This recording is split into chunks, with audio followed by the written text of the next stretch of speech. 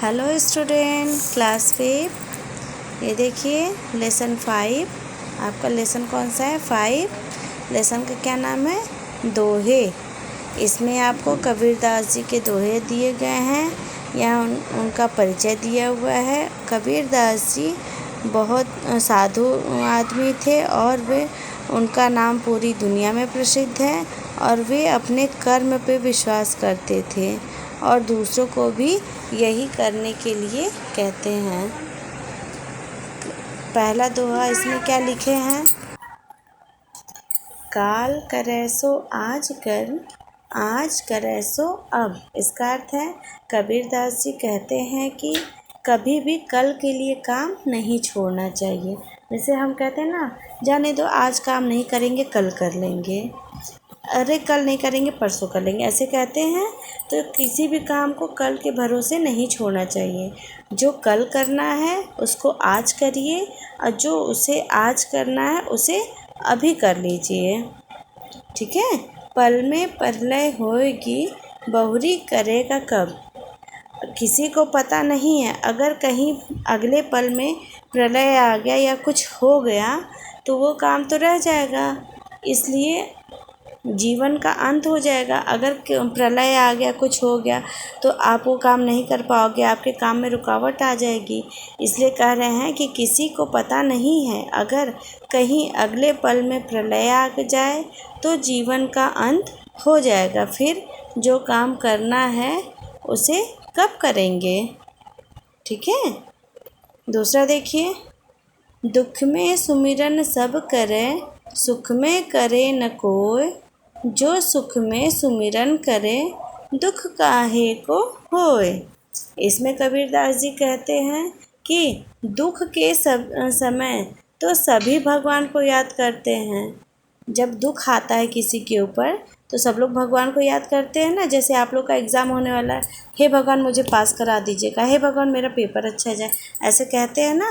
तो वैसे दुख में सुमिरन सब करे, सुख में करे न कोय।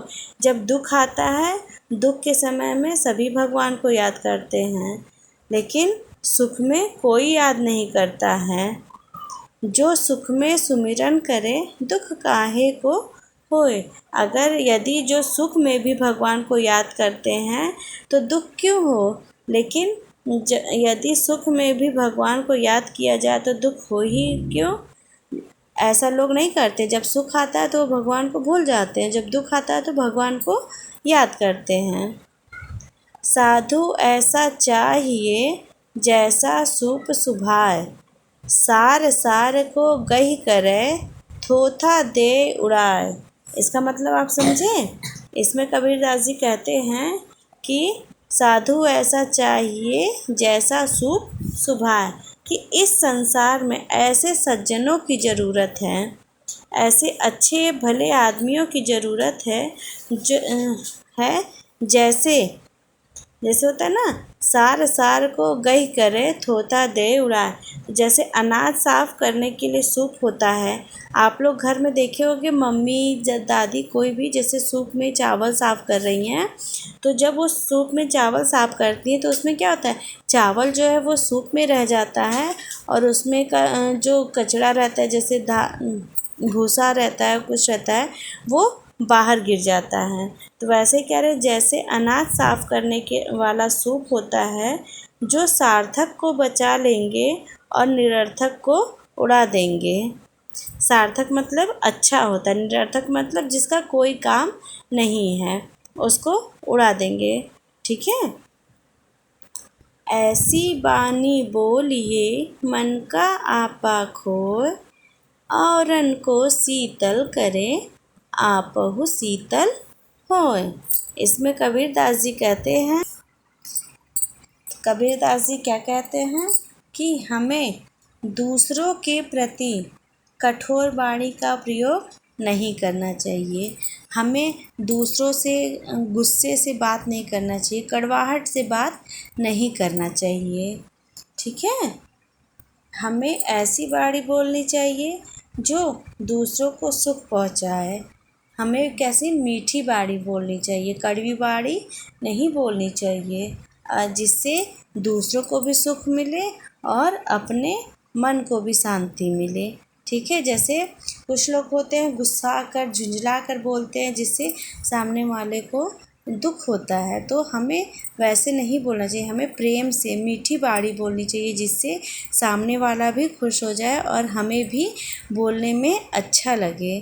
तो जब आप मीठी बाड़ी बोलेंगे तो आपको भी अच्छा लगेगा और आप जिससे बोल रहे हैं उसको भी अच्छा लगेगा। ठीक है, तो इसका मतलब क्या हुआ कि हमें दूसरों के प्रति कठोर वाणी का प्रयोग नहीं करना चाहिए और हमेशा मीठी बाणी बोलनी चाहिए जिससे दूसरों को भी सुख मिले और अपने मन को भी शांति मिले। साईं इतना दीजिए जामे कुटुम्ब समाए, मैं भी भूखा ना रहूं साधु न भूखा जाए। इसका अर्थ क्या है? तो क्या कह रहे हैं इसमें? कबीर दास जी कह रहे हैं, क्या दिया? साईं इतना दीजिए जामे कुटुम्ब समाए, मैं भी भूखा ना रहूं साधु न भूखा जाए। इसमें कबीर दास जी कहते हैं कि परमात्मा, साईं मतलब ईश्वर परमात्मा, हमें इतना दीजिए कि जिसमें बस मेरा गुजारा हो जाए। आप मुझे इतना दीजिए जिसमें मेरा गुजारा हो जाए और खुद भी अपना पेट पाल सकूं और मेरे घर आने वाले मेहमान और साधु जो भी आए उनका पेट मैं भर सकूं, वो भूखे मेरे द्वार से न जाएं। इनका कबीरदास जी का अर्थ है कि हम परमात्मा, हे ईश्वर, हमें इतना दीजिए कि जिससे मैं अपने और अपने बच्चों, अपने परिवार का पेट पाल सकूं और उसमें गुजारा कर सकूं और मेरे घर पर जो भी आए साधु महात्मा मेहमान जो भी आए मैं उनका भी पेट भर सकूं, उनको अपने द्वार से भूखा न जाने दूं। ठीक बच्चों, आप लोगों के समझ में आया? मैं इसका लिख के आपको सेंड कर दूंगी। ओके।